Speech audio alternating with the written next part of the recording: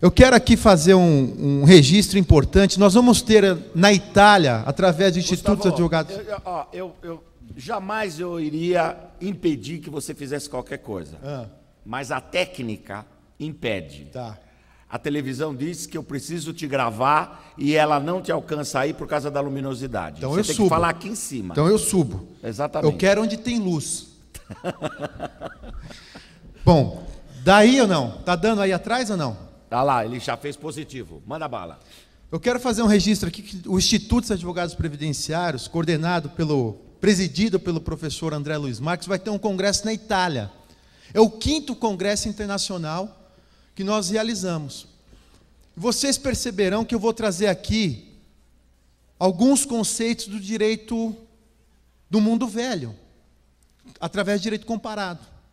Porque o direito previdenciário ele iniciou através de uma cópia da Alemanha do Plano Beveridge.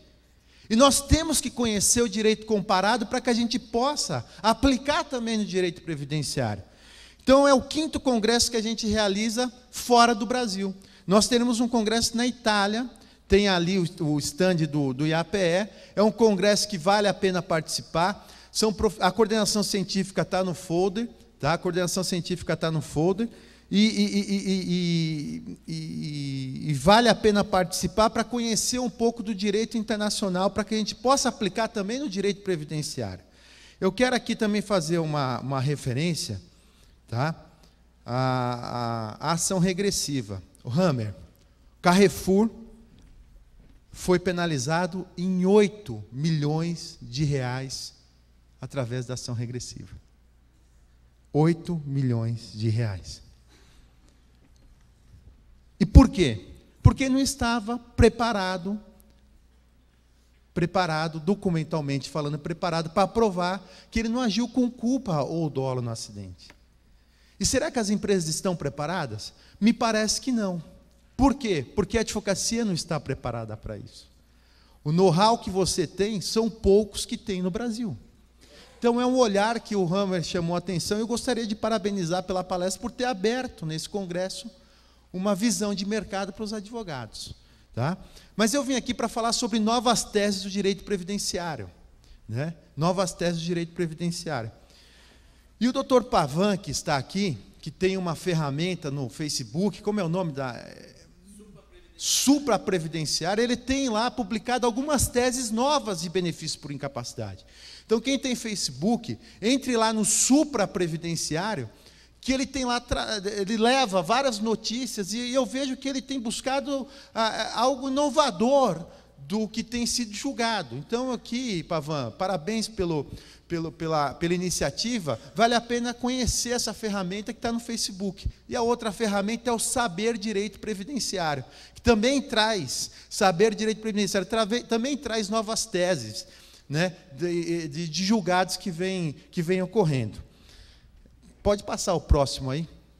Eu quero trazer aqui, próximo, essa reflexão. Saber é poder definir. Quando duas pessoas discutem, deve saber primeiro sobre o que discutem. Se não definirem previamente o objetivo da discussão, poderá suceder que os dois usem da mesma palavra com sentidos diferentes, ou de duas palavras diferentes com o mesmo sentido. Então, a gente precisa saber o que a gente vai discutir e qual é o caminho que a gente quer buscar, que é de Sócrates. Tá? Então, nós vamos falar aqui de teses de benefício por incapacidade. Algumas a gente já ingressou e ganhou, e outras não. O Hammer estava falando aqui de reabilitação profissional, e quando eu fui sustentar a minha tese de doutorado sobre reabilitação profissional, me acharam louco. Me acharam louco. E a gente conseguiu fazer, através de uma tese de um maluco, de que o INSS pagasse de forma integral uma faculdade de moda para uma deficiente física dos braços e das pernas, através do programa de reabilitação profissional. Faculdade inteira de moda para uma menina deficiente, que está prevista em lei. E nós conhecemos esse direito positivo para aplicar o direito? Será que nós conhecemos esse direito positivo? Me parece que não, porque nunca ninguém tinha buscado. Eu também não conhecia essa previsão de que o INSS tem a obrigação de pagar uma faculdade no programa de reabilitação profissional. Consegui comprovar a aptidão profissional dela. Nós, com os 2 braços, não desenhamos 1/3 do que ela desenha. Então, ela que eu gostaria de ser estilista. Blumenau, centro têxtil. Consegui comprovar que ela conseguiria arrumar emprego. E a previsão legal na própria instrução normativa que prevê o pagamento de faculdade para uma deficiente física. Quem quiser conhecer um pouco mais dessa tese, entra no YouTube, coloque meu nome, Hélio Gustavo Alves, tem lá a matéria sobre essa questão, que é uma tese nova. E aí eu convido a vocês a lerem um livro chamado Elogio à Loucura, de Erasmo Rothman. Só os loucos se destacam. Só os loucos se destacam. Para ser qualquer um, não vale. Tem que ser diferente. Elinho, desculpa, Elinho. E Por isso que a torcida do Corinthians é a maior do Brasil. Ah, meu Deus do céu.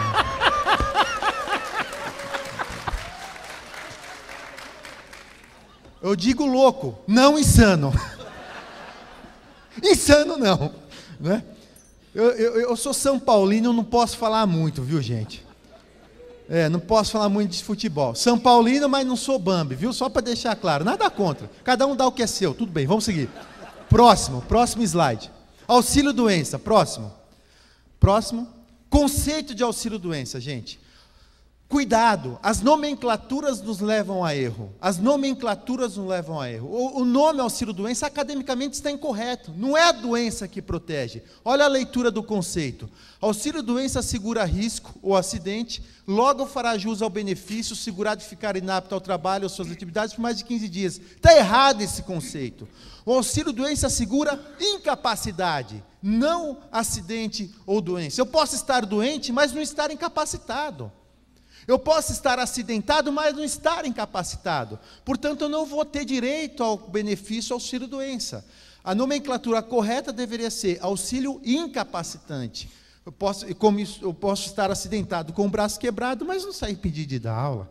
Eu posso estar cancerígeno, posso ter câncer, mas não estou incapacitado. Então, todo mundo aqui concorda que o risco a ser protegido é incapacidade? Sim ou não, gente? Tá, próximo. Bom, olha lá, nós temos 2 critérios materiais para concessão do benefício por incapacidade, o físico e o mental. Critério físico, braço quebrado, tal, é fácil de verificar. Critério mental, o que é incapacidade mental, gente? O Rui é louco, meio louco ou todo louco? E eu? Às vezes eu fico muito louco. Algumas noites, mas de manhã eu me recupero e vou trabalhar, né? Mas o que seria incapacidade mental? Bipolaridade é incapacidade mental, gente? Sim ou não? Pode ser, dependendo da atividade. Depressão é incapacidade mental? Pode ser. Síndrome do pânico é incapacidade mental? Pode ser. E aí eu vi que tem uma palestra aqui do professor João, análise de quesitos. Eu vejo, olha, eu fiquei tão feliz com a sua palestra que eu vou assistir. Eu tenho uma aula sobre quesitos lá na minha escola, que eu vejo que os advogados não sabem preparar os quesitos.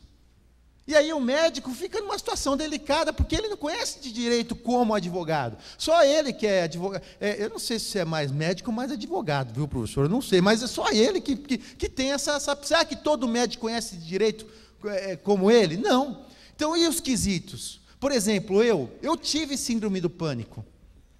Eu teria direito ao benefício previdenciário, sim ou não? Sou advogado.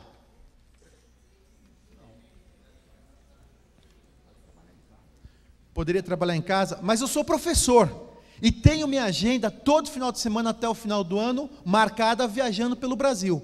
Minha síndrome do pânico foi diante de um quase acidente que nós tivemos de avião. Não conseguia mais voar de avião. Sou professor, comprovo que tenho aulas marcadas. Síndrome do pânico, através desse acidente, quase acidente, caracterizou a incapacidade para dar aula, sim ou não? é isso. Eu preciso trazer um nexo de causalidade do quê? Da doença com a atividade. É isso que eu tenho que fazer, e falta isso. Tese. A lei fala que nós temos 2 critérios materiais, o físico e o mental. Novo conceito de incapacidade, a incapacidade social. Essa é uma das teses, incapacidade social. O que é incapacidade social? É quando a sociedade lhe deixa incapaz para o exercício profissional. É quando a sociedade lhe deixa incapaz para o exercício profissional. Exemplo, portador do vírus HIV. Portador do vírus HIV. De uma cidade que tem 10 mil habitantes. Não consegue emprego em lugar algum. Não consegue emprego em lugar algum. Tá? Ninguém precisa concordar com essa tese. Tem uma questão aqui no previdenciário que eu vejo que alguns professores acham que só ele entende de previdenciário. Nós temos isso, né, Hammer? No direito. No direito tem isso. As vaidades se afloram. Mas é uma tese de um maluco. Quer concordar, concorda. Não quer, não tem problema. O problema é teu. Mas as vaidades a gente precisa parar. Precisa ter humildade para aceitar e mastigar aquilo para ver se ele está sendo louco ou não. Então, a incapacidade social, por exemplo, da incapacidade do vírus HIV, nós conseguimos a concessão de um benefício previdenciário para ele, porque todo lugar que ele ia não conseguia emprego. Porque a cidade inteira sabia que ele era portador do vírus HIV. Isso é incapacidade social. Segundo exemplo de incapacidade social, não sei se aqui está acontecendo isso. Diante da lei de cotas, que o Ministério do Trabalho está entrando com ação civil pública contra a empresa, por não cumprir aquela lei de cotas, os mercados estão contratando crianças ou adultos com síndrome de Down. Acontece isso aqui ou não? Acontece? Está contratando. E assim, reabilitação profissional, como o Hammer falou, tem que contratar, mas ele não está habilitado, mas tem que contratar. Isso não é lei de cotas. Você tem que contratar o reabilitado e habilitado profissionalmente. Porque você vai colocar ele para exercer uma atividade que pode abalar moralmente essa pessoa.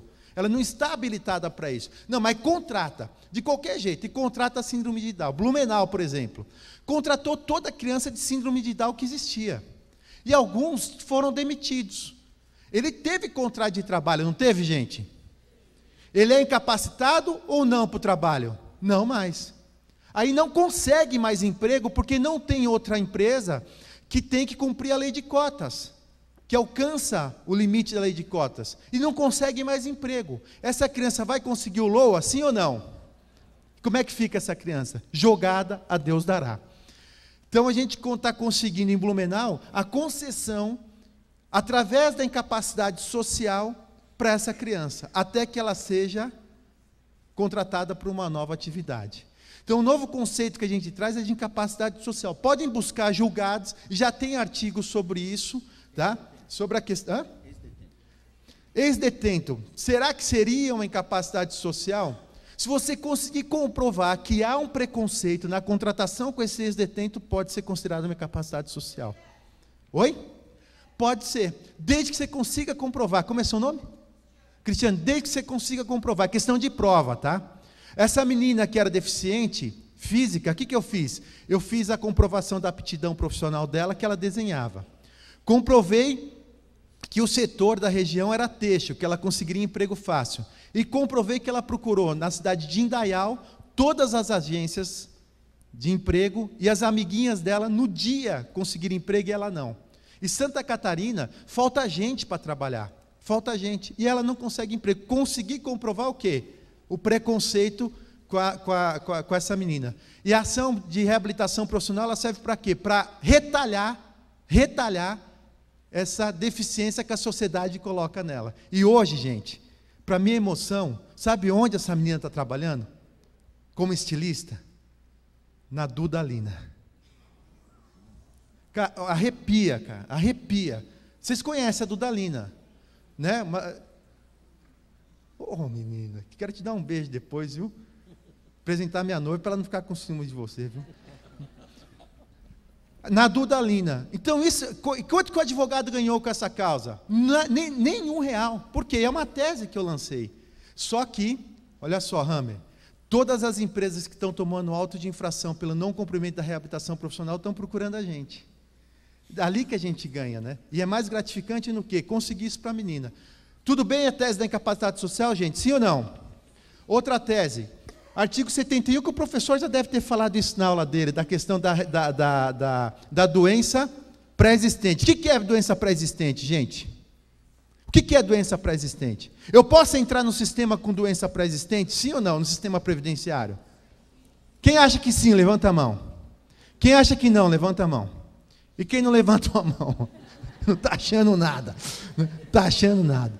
Olha só, eu posso entrar para o sistema previdenciário doente. O que eu não posso entrar para o sistema previdenciário é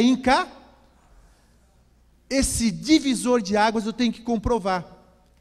Para o empregado é fácil. Se ele é cancerígeno ou portador do vírus HIV e está trabalhando, e a doença é pré-existente, e o médico alega que a doença é pré-existente, que não pode conceder o benefício, fala, não, a doença era pré-existente, mas a incapacidade não era pré-existente. A incapacidade não existia, tanto é que nós temos a admissão, o programa admissional que ele fez, a carteira profissional. Agora, prove isso para o facultativo, gente. Como é que o facultativo vai provar que a doença, que a incapacidade a doença é pré-existente? Está provado. Que a incapacidade não era pré-existente. É complicado. Vai depender, mais uma vez, de provas. Vocês estão observando que eu estou falando de provas várias vezes. É a questão comprobatória. Ele preencheu ficha de emprego em outras empresas, ele faz academia, você vai ter que provar que ele tinha condições de trabalhar, mas não conseguiu o emprego. Então, não há má fé. Então, a questão da pré-existência é da incapacidade e não da doença. Tudo bem, gente? Próximo. Ali, artigo 151 da 8.213. Às vezes eu converso com a lei. Então, olha só. A lei diz o seguinte: quem tiver alguma daquelas doenças ali, não tem carência, porque o auxílio-doença ele tem carência. O que é carência? É o número mínimo de contribuições para ter direito àquele benefício. Tá? Então, para ter direito ao auxílio-doença, tem que ter 12 contribuições. Exceção, o acidente, se acontecer um acidente, não tem carência. Tá? Ou, se ele tiver alguma das doenças do artigo 151, também não tem carência. Aí eu conversando com ele, eu falei, não entendi. Ele disse assim, Gugu, é o seguinte, se ele tiver a felicidade de ter alguma daquelas doenças, que é AIDS, neoplasia maligna, que mais? Hanseníase, se ele tiver a felicidade de ter alguma daquelas 14 doenças, não precisa de carência. Agora, se ele tiver a infelicidade de não ter algumas doenças ali elencadas, ele vai ter que contribuir à carência. Blumenau. Teve um surto de H1N1, e alguns clientes nos procuraram no escritório. Olha, eu estava trabalhando há 4 meses, e a família procurou. Olha, o meu filho estava trabalhando há 4 meses, primeiro emprego dele, 4 meses, e ficou enfermo com H1N1. A empresa não quer mais pagar o salário dele, e eu fui no INS buscar o encosto, e falaram que ele não vai levar o encosto, porque ele não tem as 12 contribuições. Como eu faço? Aí eu falei assim, olha, se ele tivesse a felicidade de ter alguma daquelas doenças, poderia, mas como H1N1 não está naquele rol, não pode. Ela falou, pô, mas não é justo. E não é justo. Por quê? Fere o princípio da igualdade. Segundo princípio, esse artigo deveria ter sido revisto a cada 3 anos, e não foi. E fere o princípio da igualdade contributiva. Eu contribuo com a mesma alíquota do que aquele que teve a felicidade de contribuir com aquele que teve a felicidade de contribuir, que teve alguma daquelas doenças. Então, fere o princípio da isonomia. E para que serve a carência? Tem 2 objetivos. O equilíbrio atuarial, que me perdoe, mas 12 meses não traz equilíbrio atuarial nenhum. E a questão de fraude, que também é possível verificar. Essa pessoa foi enferma com H1N1 antes de arrumar emprego ou depois? Depois. Houve fraude? Não houve. E qual é o princípio dos princípios do direito previdenciário? Proteger os desprotegidos socialmente. E ele vai ficar sem essa proteção? Portanto, esse princípio é ilegal, inconstitucional e imoral na minha visão.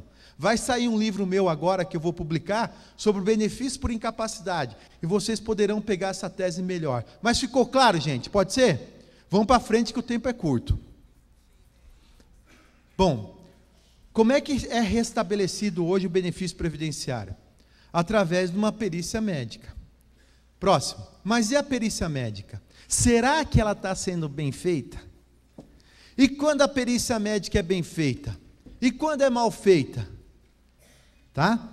Nós temos bons peritos na Previdência Social, tem uma série de amigos que são excelentes peritos da Previdência Social. E fazendo aqui uma meia defesa para os peritos, a condição de trabalho deles é sub-humana, pelo que exigem deles. O Jarbas Simas, não sei se o professor conhece, ele trouxe um dado que um perito tinha que fazer na sua carga horária, uma perícia a cada 3 minutos. Era o que o INSS recomendava, uma perícia a cada 3 minutos. Doutor, não precisamos perguntar para o senhor se é possível ou não. 3 minutos uma perícia? Não perguntou o nome nem o sexo da pessoa, já acabou os 3 minutos. Acabou. É impossível o médico atingir. Então ele faz de tudo para tentar cumprir a sua função social. Mas como nós temos excelentes médicos, nós temos péssimos médicos. E como nós temos bons advogados, nós temos péssimos advogados. Faz parte. Então, eu quero tratar um pouquinho aqui da falsa perícia. A perícia, os advogados têm que começar a bater nisso aí. Quando a perícia é mal feita, existe tipificação penal para isso. Olha só, falsa perícia. Fazer afirmação falsa, negar ou calar verdade como perito, tá? Em processo judicial administrativo, reclusão de 1 a 3 anos. Mas, Gustavo, como é que eu vou fazer, eu vou enquadrar esse artigo na perícia? Olha o que eu tenho feito. Professor, não sei se o senhor já chegou a ver isso. Eu tenho feito os quesitos numa petição, e no dia da audiência, o segurado leva os quesitos e protocola o quesito no dia da audiência. O médico é obrigado a responder os quesitos? Sim, pelo princípio da fundamentação. Ele é obrigado a preencher os quesitos. E quando não preenche os quesitos, fere o princípio da fundamentação. É considerado uma falsa perícia. Por quê? Fazer afirmação falsa, negar ou calar sobre a verdade, né, é considerado uma falsa perícia. Então, o que eu tenho feito? Levado os quesitos antes da perícia. E ele tem que responder esses quesitos. Olha lá, falsificação de documento público. Falsificar documento em todo ou em parte, documento público, alterar documento público verdadeiro, pena de reclusão de 2 a 6 anos. O que eu tenho observado? Alguns médicos, peritos do INSS, mudam a CID. Para quê? Para que o benefício não retroaja a data do início da incapacidade. Já pegaram isso ou não? Uma CID que não tem nada a ver com o seu cliente. Falsificação de documento público, pena de reclusão de 2 a 6 anos. Próximo. Também é falsidade ideológica. Olha lá, não responder os quesitos, omitir em documento público declaração que nele devia constar, nele inserir ou fazer inserir declaração falsa ou diversa que deveria ser escrita, com o fim de prejudicar o direito, criar obrigações, alterar a verdade dos fatos juridicamente relevante, pena de reclusão de 1 a 5 anos. Tá? Inserção de dado falso também é da CID, próximo. Tá? Então, essa questão da perícia, eu tenho que bater nessa questão da perícia, para que a gente possa ter uma perícia bem feita. Esse material vai ficar disponível a todo mundo aqui, tá, gente? Tá? Outra tese que eu gostaria de trazer. Leva os quesitos na perícia administrativa, que é algo novo, é uma modalidade que ninguém nunca tinha feito. Você leva lá, e eu preparo esse processo administrativo para o judicial. Quando ele não responde, o que eu tenho feito? Mandado de segurança por abuso de liminar para conceder o benefício.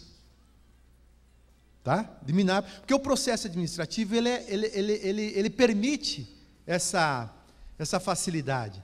Ele permite você protocolar as petições. Né? No começo você vai enfrentar alguns problemas, não vão querer protocolar, tal. Você protocola, direito de petição, vai ter que dar de louco, ó, não, quero protocolar, se quer responder ou não quer, não tem problema. Como eu também tenho feito com alguns médicos, representado ele no CRM, ação civil pública, ação penal, por negligência, imprudência e imperícia.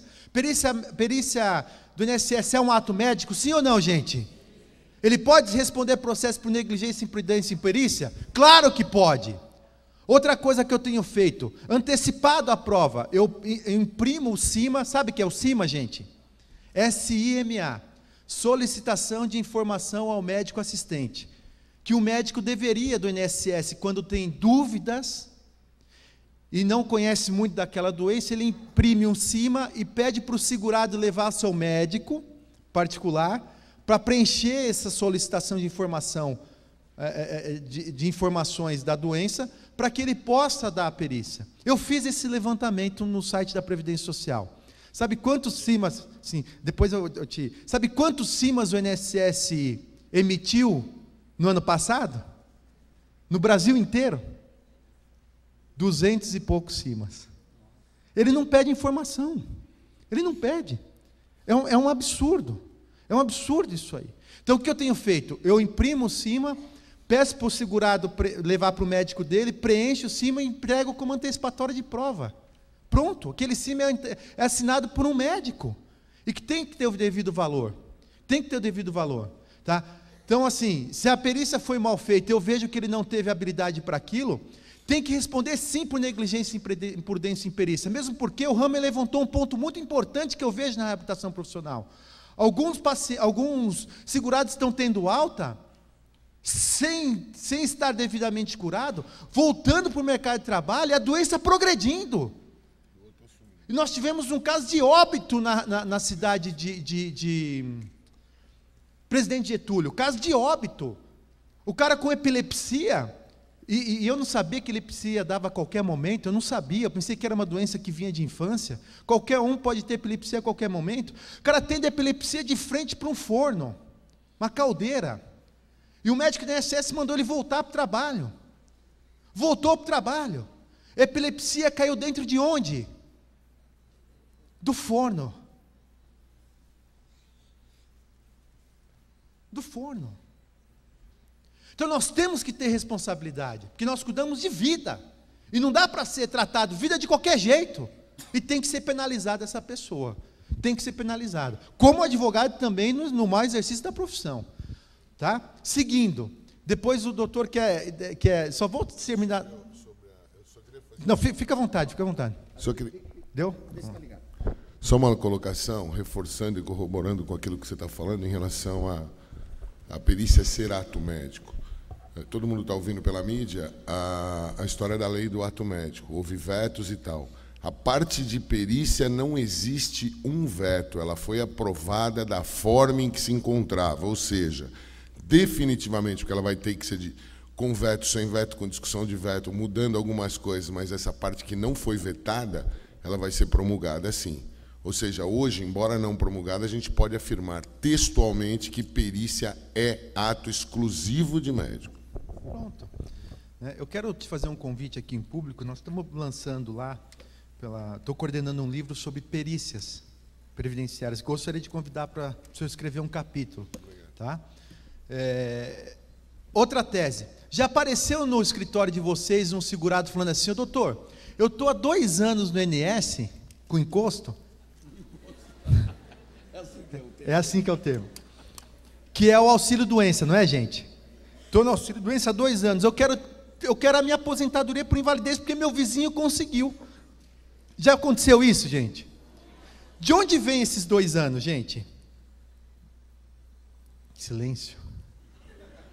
É uma lenda? De onde veio? Gente, anote uma lei aí, anote. Lei 3807 de 1960, que é a Lopes, a Lei Orgânica da Previdência Social, que foi substituída pela 8.213 de 91. É a Lopes.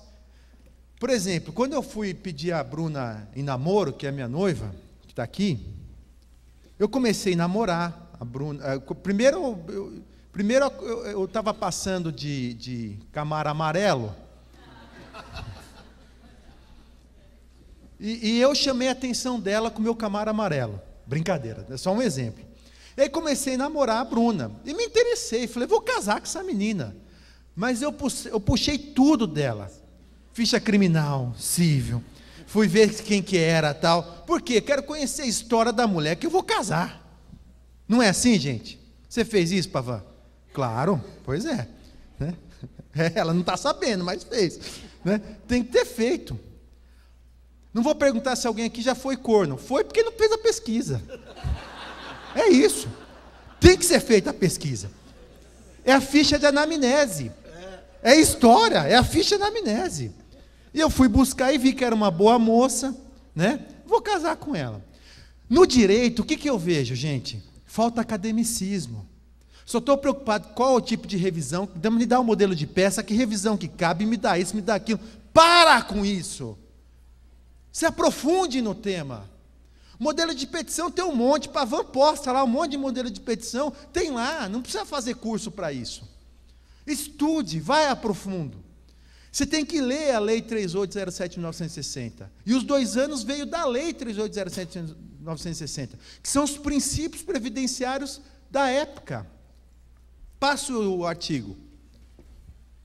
Olha lá, ó, artigo Lei 3807 de 1960. Em seu artigo 27, regulamentava a transformação do auxílio-doença em aposentadoria por invalidez, quando o segurado permanecia por 24 meses no auxílio-doença. A lei trazia esse dispositivo.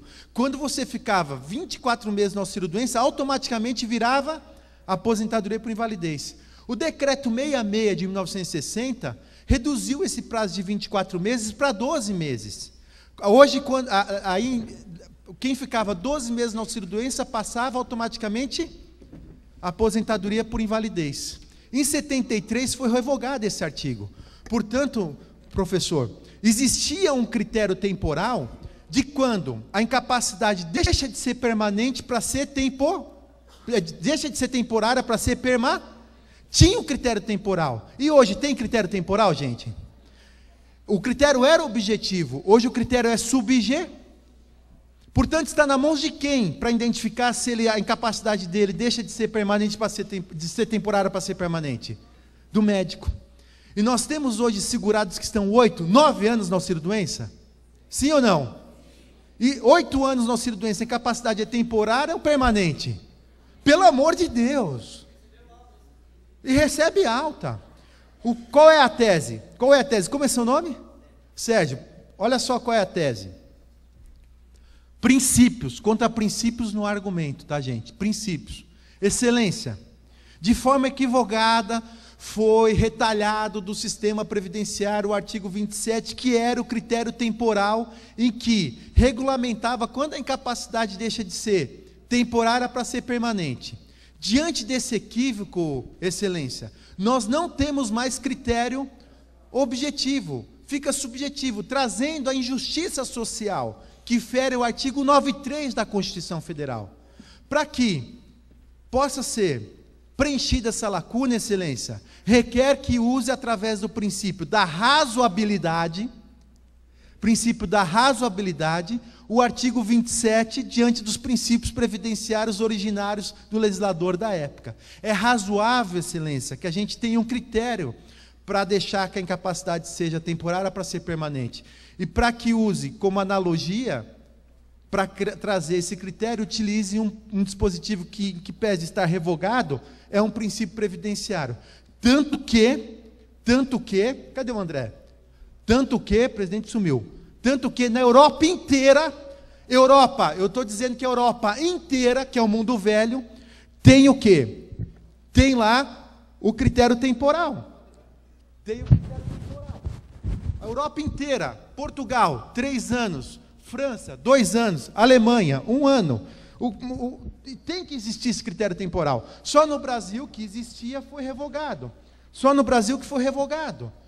Então, excelência, além de um artigo que está revogado, mas que é um princípio existente, utilize como direito comparado a legislação dos países tais.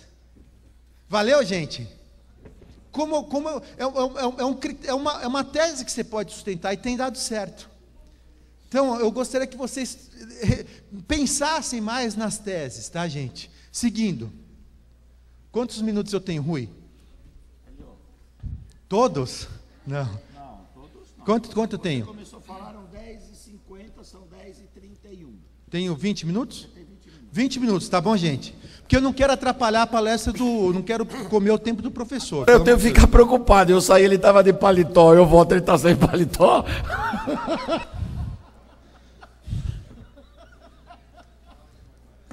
Fica quieto, Rui, fica quieto. Pelo amor de Deus, minha noiva está aí, te conheceu agora, não conta minhas histórias, pelo amor de Deus. Bruna, você me permita, com todo respeito, conheço esse cara faz tempo, viu? Lá na Casa Verde, eu e a Casa Verde todinha.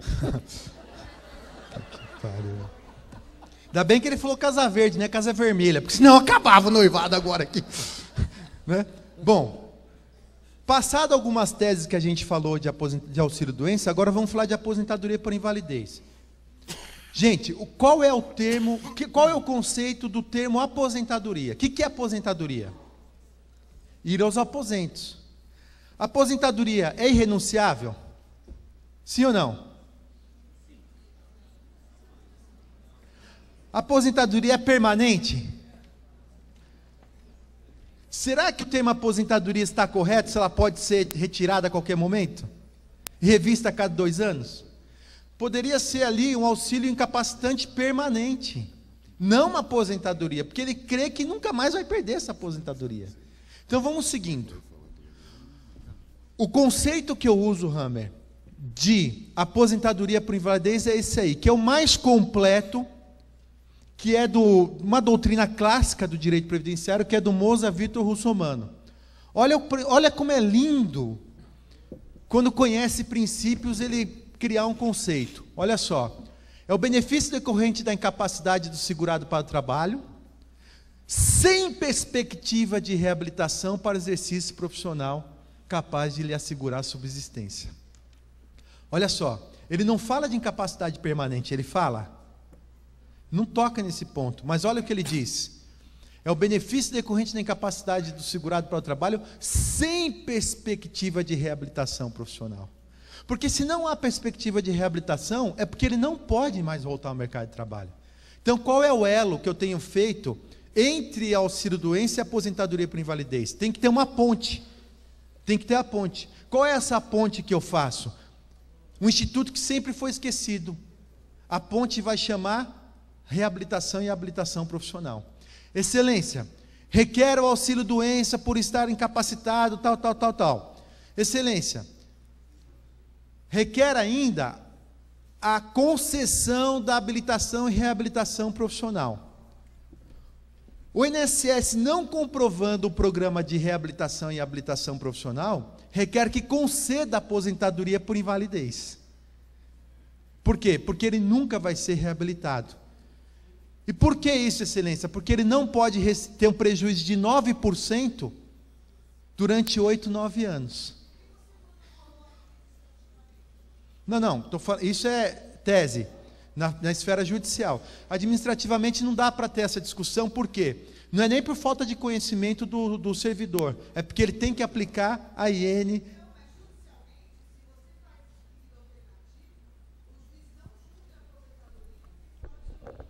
Não. Por quê? Porque a reabilitação profissional ele pode dar de ofício. Não, também pode dar de ofício. Se você requerer o benefício, você não tem nome benefício. Olha só, enunciado número 5 do CRPS, do Conselho de Recursos da Previdência Social. A Previdência Social deve conceder o melhor benefício ao segurado. Qual é o melhor benefício? Auxílio-doença, aposentadoria ou reabilitação. Quando eu vou segurado, não vou como advogado, eu vou dar entrada num benefício. Qual eu tenho direito, eu não sei. Não tem nome. Tanto é, por exemplo, no site da Previdência Social... Você tem lá aposentadoria especial no site? Como é que faz? Mas eu sei, mas eu estou dando um exemplo. Você tem aposentadoria especial? Pronto. Então, assim, não tem que ter nome. Se você pede auxílio-doença e o médico entende que foi aposentadoria por invalidez, ele não vai dar o benefício?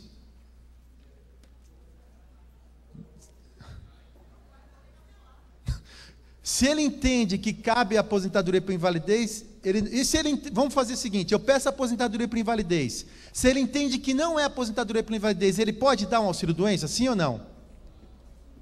Pronto. É isso. Tá?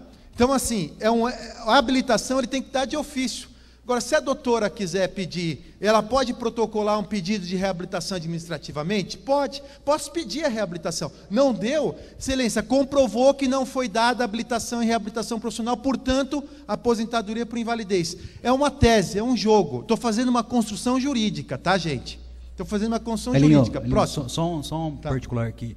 O que o Hélio está falando fica completamente comprovado através do artigo 621 da IN 45. Tá? E mais, você tem que entender como fazer o pedido sobre a teoria da substanciação de forma subsidiária simples, que não dá para o Hélio abordar, isso aqui é uma palestra, então ele está jogando as informações partindo do pressuposto que vocês têm esse conhecimento, mas o pedido é perfeitamente possível desse jeito que eu acabei de falar, beleza? Tranquilo? Obrigado, mas vamos seguindo aí. Né? Dá a mãozinha para mim, professor, mão gelada. O coração também. Oh, coisa boa. Meu Deus do céu, viu? Olha só. Olha essa tese, que interessante. Artigo 47. Vocês conhecem o artigo 47, gente? O que ele fala? Quem está aposentado por mais de 5 anos, aposentado por invalidez, por mais de 5 anos, não corta o benefício imediato. Ele recebe 6 meses 100%, 6 meses 50% e 6 meses 25%. Agora, se ele está com a aposentadoria por invalidez há menos de 5 anos e tem a alta, corta de imediato. Agora, se ele está na aposentadoria por invalidez e passou desses 5 anos e tem a alta, corta-se de imediato? 6 meses recebe, 6 meses 100%, 6 meses 50%, 6 meses 25%. Por que o legislador colocou esse artigo, gente? Precisa entender por que ele colocou esse artigo. Precisa compreender. Falar com a lei. É porque ele está há muitos anos fora do mercado de trabalho. Então ele vai ter que voltar de forma gradativa. Agora, quero fazer uma pergunta para vocês. Por que não é concedido esse dispositivo do artigo 47 no auxílio doença? Por quê? Porque ele prevê só na aposentadoria por invalidez. Mas qual é a tese que a gente usa? Olha só, gente, presta atenção no que eu vou falar agora. Eu entendo essas reformas previdenciárias como ilegal, imoral e inconstitucionais. Eu acho que existe um pacto social, existe um contrato, que é um contrato sinalagmático, tá? E que mesmo que não interessa que porra de contrato é, mas é um contrato com a sociedade. Se eu quero mudar a Previdência Social, mudo daqui para frente, não daqui para trás. Eu sustento que, no direito previdenciário, a expectativa do direito é um direito adquirido pela norma. Eu sei que são dois institutos diferentes. Expectativa de direito é um instituto e direito adquirido é outro, mas no previdenciário não. Eu entendo que a expectativa do direito é um direito adquirido pela norma. Quando eu me filiei ao sistema em 1960, eu ganhei a regra do jogo. Eu criei a expectativa que eu iria me aposentar daqui 15 anos, ou 20 anos, ou 25 anos. Aí o legislador faz a reforma previdenciária, me tira esse direito e dá um direitozinho. Segura aí, André. Ó, aquele pacto social que eu tinha feito não vale mais. Agora é esse pacto que vale. Não. E aí eu estava tentando sustentar isso, não conseguia. Fui buscar no direito europeu. E tem um autor francês que fala o seguinte: no direito, tá, beleza, 5 minutos, pode ser, Rui? No direito em formação, no direito que está sendo formado, é intocável. Porque se esse direito for modificado nesse ato que está sendo criado o direito, ele for modificado, você nunca vai ter esse direito, ele nunca existiu no cenário. Então eu acredito nisso, tá? Nessa tese. E olha só, o artigo então, como é que eu quero aplicar o artigo 47 no auxílio doença? Olha só, gente. O artigo 27 foi revogado. Lembra do artigo 27, gente, dos 2 anos? Sim ou não? Eu vou perguntar para vocês. Antes que o artigo 27 existia, alguém chegava aos 5 anos de benefício auxílio doença? Por que o legislador previu só o artigo 27 para aposentadoria por invalidez? Porque ele entendia que ninguém chegava aos 5 anos no auxílio doença. Próximo. Aí eu trago a fundamentação, rapidamente, depois vocês pegam. Olha só, pode ser mais um. Princípios. Princípio da igualdade, não está tendo a mesma proteção social quem está há mais de 5 anos no auxílio-doença, aposentadoria por invalidez. Princípio da ordem social e justiça social, do artigo 93 da Constituição Federal. E o princípio da proteção social. Essa tese, gente, eu protocolei essa petição, e cadê o Edson? Eu vou mandar, professor, posso mandar para ti? O senhor distribui para todos os alunos o modelo da tese. Por quê? Eu quero que comece a pipocar essa tese. Eu quero que todo mundo ingresse com essa ação. Eu entrei em Blumenau, está para ser julgado. Então eu vou mandar um modelo de peça para o professor Carlos e ele disponibiliza para todo mundo. Pode ser, gente? Que eu não quero prejudicar ninguém. Próximo. Com o tempo aqui. Próximo. Próximo. Próximo. Que é tudo sobre isso aí. Tá? Então, gente, é tudo sobre essa... É a fundamentação da tese. Não dá para eu ler agora. Eu quero aqui, antes de encerrar, deixar ali o site da minha escola, meu e-mail. Esse material vai estar disponível para vocês. Eu quero deixar um livro aqui para ser sorteado, que é Seguro e Previdência, Ciclo da Criatividade e da Prosperidade, que foi escrito pelo Manuel Soares Povas, que é quem trouxe de Portugal o direito previdenciário complementar para o Brasil. Então eu vou deixar aqui com o Rui para fazer um sorteio, agradecer a todos vocês, agradecer o professor Edson Maluf, o Rui na presença, representando aqui o Durso, e deixar um recado para vocês. Eu quero que vocês perguntem para vocês, no seu interior, mais uma vez eu ressalto, para que estamos aqui? Quando o segurado assina uma procuração para ti, ele está entregando a sua vida para que você cuide. Então nós temos uma função social. E o direito previdenciário pode mudar a economia do país. Porque o país está ficando velho. E quanto mais velhos sem previdência, é mais velhos com assistência.